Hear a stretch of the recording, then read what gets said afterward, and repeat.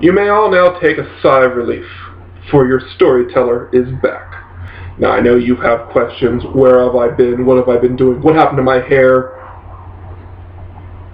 And why have I waited so long to bring back the official Heartmorn Imperial coffee mug? These are all great questions. And if I feel like it, I'll address them. But it's time for After the Dice. Now, After the Dice was supposed to be a segment that I was going to do every Thursday or Thursday night, or Friday morning, Saturday, and talk about what I did on my Thursday game night. Well, things have gotten away from me. So, at some point I might just do a back catalog of just a junk drawer of different things from different nights that we did. But, right now, I'm not DMing. I actually get to do something fun. I get to play the game. The map maker, Jonathan, is currently DMing. So we have taken all of our life lessons about how to build a character from the Lexington setting that we've been working on, and we're going back to Faerun, the brainchild of Ed Greenwood and many others. So, we're actually doing a pre-made campaign. We're doing the Underdark campaign, which, if you've listened to my stories before, with Storytime, you'll know that's how I had a character die. That's how I also earned the name Double D. Well, he's tweaked it a little bit, and we're coming back, and we're trying something new. So, the girls, or the young ladies, or I don't want to sound derogatory, so Nicole and Carly, the girl who can cry on command, and Nicole, the one we play at her house. That's not going to be her nickname. It's too long. We're now playing in John's world, or Jonathan's world. And he likes the Faerun setting. He was originally going to do it in Lexington, but he decided it'd be too much tweaking, and I've already varianted the social status of things like drow and other races, so he doesn't want to undo the work I've done to tell us a pre-made story, so he said, let's go back to where the story was told, Faerun. Oh, okay, cool. Well, this last week was our first night doing it. This week, unfortunately, D&D was canceled, just due to conflicts of scheduling. So, I actually got to build a character for play for the first time in quite a while. And he just told me, hey, have a field day with it, build whatever you want. So, taking his advice, I did. I built Jarek Hanaga, a Yuan-Ti Knight Samurai. Let me repeat that for you. Yuan-Ti, snake people, Knight, honor and noble of the British, Samurai, from the land of the rising sun. I said, fuck it, mix 'em. And I built a little bit of backstory behind it. I'm not going to bog down this thing with it, but needless to say, the thing doesn't make sense, but it does because I told a good enough story behind it. The shorthand version of it, Yuan-Ti liked the Knight culture, joined an Order of the Knight, and since it's Faerun, the deity he worships is the Red Knight, so it makes even more sense for him to be that. But through his years of experience and training, he got a little full of himself, as many knights do, and stopped relying on the helps of others. Well, that led to the downfall of his family. He needed to become a little more humble, so he took on the way of the samurai, and was adopted by a nice human family, and that's how it's Jarek, which is kind of, I think it's a little English. There was like Jared and Eric, there we go, Jarek. There we go, that sounds good. And then Hanaga, which just has a nice Japanese flair to it. I was like, that's how you get this name. Now, how does a Yuan-Ti have a British name? Leave that alone. It's one of those ideas that, it makes sense. Let's probe it. Like, I'd rather you didn't. It's kind of paper-thin walls. So that's my character. He's also playing with 2 half-elves, one half-elf Ronin and one half-elf healer. the actual healer class, which I think the healer class is really cool. And I'm glad that the girl who can cry on command, Carly, is playing it. She's actually playing a sadistic healer. Someone who likes blood and gore and likes to observe it. So she will wait a rather long amount of time before healing your wound, and sometimes she won't even heal your wound, she'll use a heal check, which after reading the rules of the healer, yes, you can do that. Healers are supposed to heal no matter what. Yeah, they are, but occasionally she can just wait it out a little bit. Now I'll heal you. The funny thing is, the Ronin actually probably has more honor than my character, because my character just has a lot of gusto and has a lot of, pomp and circumstance. It's very much more knight than samurai. It's 5 levels of knight, 3 levels of samurai, and the culture of the samurai really hasn't set into the character. Yes, he fights with honor, he treats people with honor, but the charisma of the knight is still there. My build was quite interesting. I didn't power build. I just built a character who I knew wouldn't die easily. I didn't build a character who, he's super good at this. I was like, look, I took my money, and first thing I bought my armor and my weapons, and I was like, okay, I just want to make sure I can hurt things. I want to make sure that things can hurt me less. Didn't make myself invulnerable. I could have had an armor class of 30. I was like, but 27 is good enough. And the reason I have an armor class of 27 is because I took improved natural armor 5 times. And then I bought an amulet of natural armor, and John was looking over my character sheet. You can't do that. And I was like, read up what improved natural armor is. Looked it up. But Yuan-Tis have to have a natural armor bonus. I'm like, they do. He's like, okay, well, fuck it. You can do it. So my character has this very thick, hard hide. And after I bought that, I had a lot of gold left over, and I bought a lot of mundane items. I bought little things that would, just when the DM gets that clever idea of, how are you going to get out of this situation? I have the solution. I was actually texting him throughout the week before we started playing. I was asking questions, is this okay, is that okay? One of my big questions is, can I wear a 2 potion belt as like a pistolero? And he was like, I don't see why not, but you're going to have to, you lose a potion slot on both sides. I was like, okay, that's cool for me.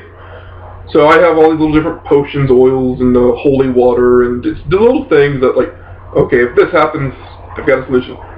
And even though I did that, the first thing we came across was drow sleeping poison. My character was practically immune just because I kept rolling high. He even drank some straight. It was like, well, roll the thing, and I was like, well, that mixed with my save, about a 30. He's like, oh, you're good.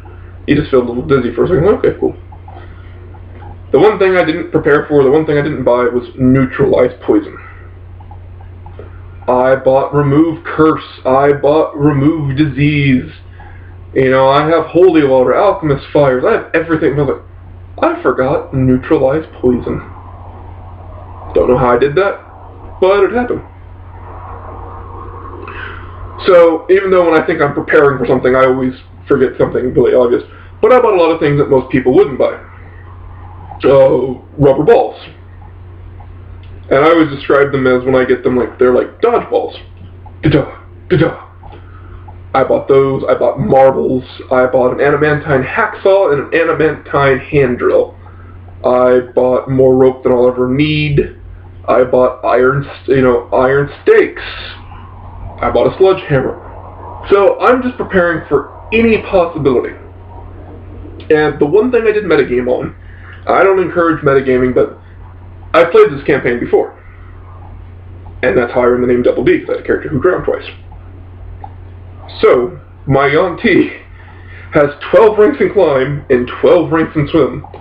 I'm not dying that way this time. I can die another way, I'd be perfectly fine. Oh, he died this way. Okay, that happened. I'm not dying because of drowning this time, though. So, got my character built. I'm ready to play. Get to D&D. Carly has an idea. Hasn't written it out. Nicole has a nearly polished idea. Isn't quite finished yet. So I take a nap. And it wasn't because I was tired, it wasn't because of anything. I didn't want to distract anybody. I just wanted it to get done. And from my point of perspective, time would move faster for me if I woke up, hey, it's time to play. Okay, cool. So I take a nap. I was like, oh, it's been about an hour. Are we ready to start? No. So what should have been a relatively easy process that we all had a week to do, it took a little bit longer, which was like, okay, cool. So, but when we actually got to start playing the meat of the game, it was kind of funny because as a DM, I'm always stressing, give more detail, do this, do that. And the guys, the group's always like, well, we'll try, we'll do this. You know, they're getting better. They're getting a hell of a lot better. I'm not trying to say for even a second my group sucks. My group's fucking amazing. But it's always trying to convince them to try new things or convincing them to improve with them. It's like pulling teeth. Once the tooth's out, hey, no problem. They're never going to go backwards. But moving that inch forward is always a problem. So I finally got to demonstrate what I'm always asking for. And it actually happened with the after the incident where we're caravan guarding, drow come, we kind of fight, we have a small scrimmage with them, and then the king's men show up. And I could see John reading from it, or he was reading something. I don't know if this is directly from it or whatnot, but he's reading something, and he comes up, he puts his book down, he's like, the guardsmen come up, they ask you point blank, drow, my character, yes. And he follows it up with, and I thank you for not assuming it was me because I'm a Yuan-Ti, or my compatriots because they are mulatto. They're both half-elves. They both turn to each other. Why are we following this guy? But it gets better than that. The caravan guard is, just asks, so what's your name? I'm Jedek Hanaga. I am a knight of the red and a proud samurai warrior of the Hanaga family. Nice clear title. I do the pantomime, I stand up and I give all this information. I can see that John has this look like, crap. He gave me a little bit of spotlight, I made it my own, it was amazing. But now if he's trying to tell the story, he's like, well fuck, my character, may I now have your name, now that I've given you that luxury. He has that small moment of panic, and I see him going through his Rolodex of names. Well, it's human, so it's relatively easy. But he made one mistake. One. And this is a huge mistake. Oh, yes. He's like, the man on the horse calls himself Carl. I break character immediately, and I just yell at him. Well, he's a little son of a bitch that if you ever listened to his goddamn father, some of us wouldn't be dead because of goddamn zombies. I see John's face just turn red. He's laughing, he's having trouble breathing. Nicole's giggling, and Carly's like, oh, what's going on? I'm kind of just laughing myself. And Nicole calms down and tells Carly it's a Walking Dead reference. And John finally, he's coming back down, and he's like, alright, we okay? We okay? And I was like, yeah, we're okay. And then right when he's about to start telling the story again, I'm like, Herschel, no! He's like, damn it! So there was a small break, you gotta break character occasionally, you gotta do something funny. And so him just picking the name Carl set me off on a tangent, and we all just got a cheap laugh out of it. So it was one of those things, like, the next character I met had a proper history, had a proper background. He waited too, he was like, no. And I think he had some ideas, like, these are minor NPCs who you're going to talk to, but, like, scrapped all that shit. He's like, next person you meet's the king. I've got information on the king. You can ask questions to the king and I'll have answers. And he did. And I appreciated it. But it's fun actually getting to play a character again, just because I get to have witty banter. I get to be the smartass. When you have a NPC being the smartass, it comes off sometimes as aggressive. It comes off sometimes as belittling, and you don't get to enjoy that fun when you're the DM. I mean, you do occasionally, but you can't revel in it like when you're playing a character. When you're playing a solitary character and he's a smartass, well, he's a smartass, that's fine. The DM doesn't get that luxury just because, okay, this one character is going to be a smartass, that's fine, but the next character needs to be sensitive, the next character needs to be sensual, the next character needs to be wise, the next one needs to be a learned man, the next one needs to be, you know, a no-nonsense guy. You know, they all have to have differing personalities. You can't just have a town full of smartasses and jackasses. It just doesn't work. You know, society would crumble under that. If everyone in a city had a sarcastic tone whenever speaking to another person, that city would, one, either be evil to some degree, or two, be burnt down by complete strangers who are like, you know what, I was just asking for fucking directions. I don't need an attitude about every little thing. So, you know, you have to build a sense of community, you have to build working relationships, it's a very complex process, and any DM watching this is like, this is true.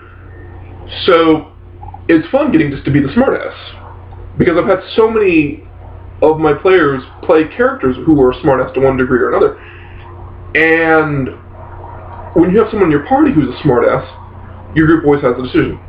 Back them up or not back them up. And they're more likely to back them up if the NPC starts becoming a smartass to them. Especially if the NPC gets like a quick jab in or something about, well, this or that.